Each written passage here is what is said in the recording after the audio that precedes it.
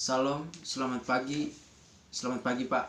Uh, Perkenalkan, saya Gali Antonius Olaloema dengan NPWP 51916111030. Pada kesempatan ini saya akan mempresentasikan hasil ujian saya terkait mata kuliah hukum internasional. Lanjut saja kita ke nomor yang pertama. Sebutkan 4 macam hukum internasional. Yang pertama yang saya ambil, hukum perjanjian internasional. Hukum perjanjian internasional merupakan kesepakatan antar negara sebagai subjek hukum yang menimbulkan akibat hukum demi mencapai tujuan bersama. Terus yang kedua yakni hukum pidana internasional.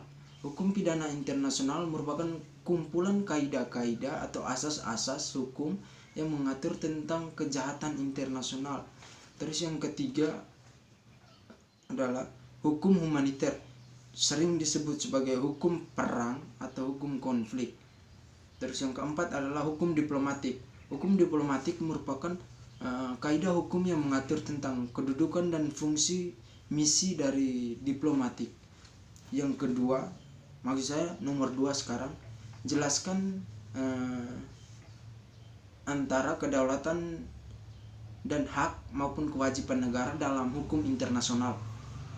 Dalam hukum internasional, kedaulatan negara dan kesederajatan antar negara merupakan konsep yang diakui dan sebagai dasar bekerjanya sistem hukum internasional.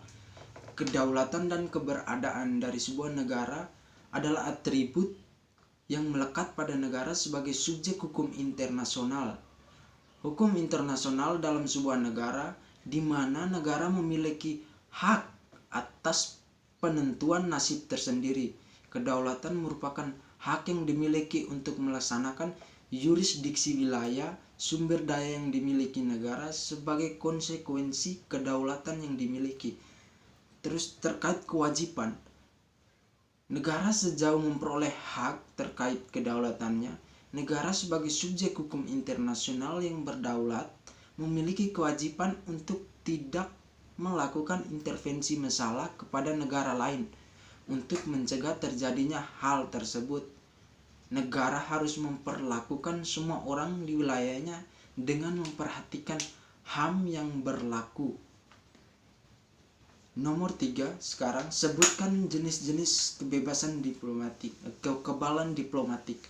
Kekebalan diplomatik atau yang biasa dikenal diplomatic immunities dibagi menjadi 2, yakni inviolability atau tidak dapat diganggu gugat. Artinya diplomat kebal terhadap alat kekuasaan negara penerima dan gangguan yang merugikan diplomat tersebut atau misi diplomasi tersebut. Terus yang ketiga, immunity atau kekebalan, artinya diplomat kebal terhadap yurisdiksi dari negara penerimanya. Yang keempat atau nomor 4 sekarang, hubungan dalam perjanjian internasional dan hukum internasional. Dalam Undang-Undang Nomor 24 Tahun 2000 tentang perjanjian internasional membahas mengenai perjanjian internasional merupakan perjanjian dalam bentuk dan nama tertentu yang dibuat secara tertulis serta menimbulkan hak dan kewajiban di bidang hukum publik. Fungsi perjanjian internasional di sini untuk membentuk ketentuan hukum internasional berdasarkan kesepakatan tersebut. Maksud dari membentuk hukum di sini berarti membentuk ketentuan hukum internasional yang bersifat multilateral. Perjanjian tersebut menghasilkan hak dan kewajiban bagi bangsa-bangsa negara yang mengadakan perjanjian tersebut. Intinya, pentingnya perjanjian internasional untuk seluruh bangsa internasional yang mengadakan perjanjian demi tercapainya tujuan bersama.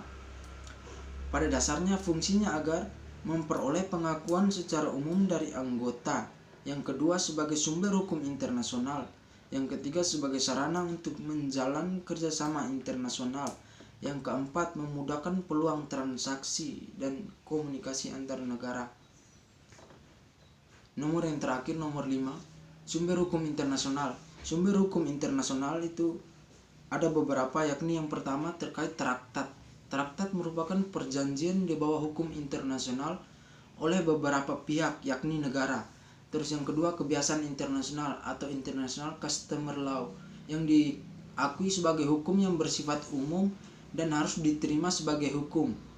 Terus yang ketiga, asas hukum umum, asas yang diakui oleh negara bangsa seperti asas teritori, kebangsaan atau kepentingan umum dan lain-lain. Terus yang ketiga, jurisprudensi, keputusan hakim sebelumnya yang dipakai dalam menyelesaikan persoalan yang sama. Terus yang terakhir yakni doktrin. Doktrin adalah pendapat dari para ahli yang digunakan sebagai sumber hukum. Mungkin hanya itu penjelasan terkait ujian saya hari ini. Terima kasih kepada Bapak yang telah menyaksikan video saya. Salam, semoga sehat.